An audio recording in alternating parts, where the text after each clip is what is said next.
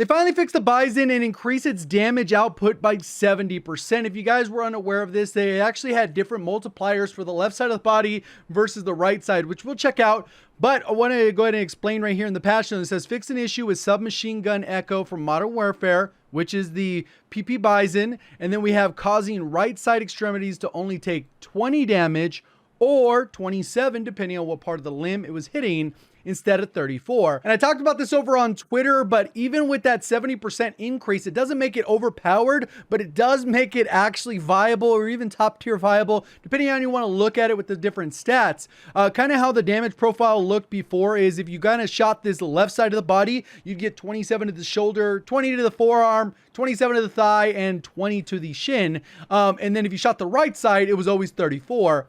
Now they've fixed that issue and everywhere on the body is 34. And this doesn't give it some insane TTK. It just kind of brings it in line. These first TTKs, as we can see, they're basically dirt. 1,000 TTK for an SMG at point blank is terrible. And in Rebirth, 828 was atrocious. Now it's kind of brought in line. So if you hit any of these areas to say 34, you're going to do 736 in Caldera and 644 on Rebirth Island. And if you manage to get 2 headshots on Caldera, it brings that TTK down to 644, which is very competitive. Just 2 headshots, a little bit harder to do depending on your skill level. But in Rebirth, you only requires 1 headshot, very similar to how it was when the Bullfrog was added, where 1 headshot and this thing's TTK went off the charts. 2 headshots, it was even more broken. This is kind of a similar scenario that's happening here. You're going to get 552 TTK, which is very, very competitive, especially for how easy this weapon is to use. And since this weapon has been trashed for so long, I was pretty skeptical. I decided to try it out for myself. Obviously, you can see a little bit of the gameplay there. And the philosophy of loadouts has changed a little bit because we have changed a little bit about how we think about loadouts. Unfortunately, it's not a recoil booster, which would make this thing absolute meta in my opinion, but it is what it is. I think it's still very viable, super easy to use, noob friendly because of the recoil, super easy to use. You just got to go ahead and kind of pick what's going to make the most sense. I did put this up against some of the most popular meta weapons, which obviously are the MP40 and the Owen gun. You can kind of see how they stack up there. And one of the areas that it really shines, in my opinion, is it makes it a little bit more versatile, is the damage per mag. You get 2,400 damage per mag because its base mag is 64, and that is a huge important part because you get to save an attachment and use it to solve something else. Whereas in most of the builds, you need a bigger mag to make it viable, so you kind of are at a disadvantage versus Vanguard or some of the top tier Cold War weapons. And that's why these weapons have shined, because of that 10 attachment system.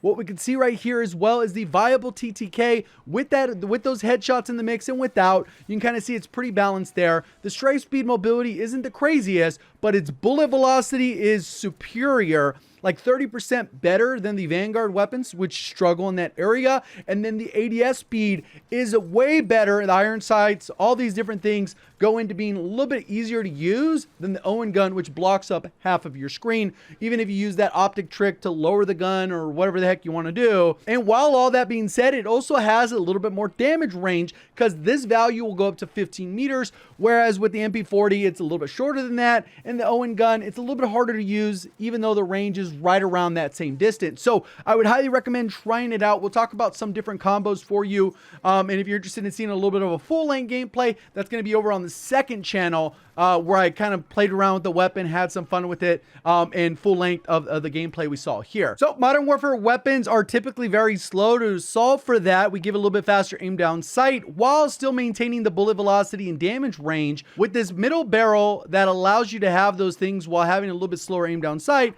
And we counter that with the tac laser, sleight of hand, so we get even faster reload. If you want to go ahead and drop this because you feel like you need a monolithic suppressor, go ahead and go that route. Your gun will be slightly slower. No stock is a great option, or the skeleton stock. Obviously, they nerfed that a long time ago, so it's nowhere near as great as it was. So you kind of got those options to solve for the other issues.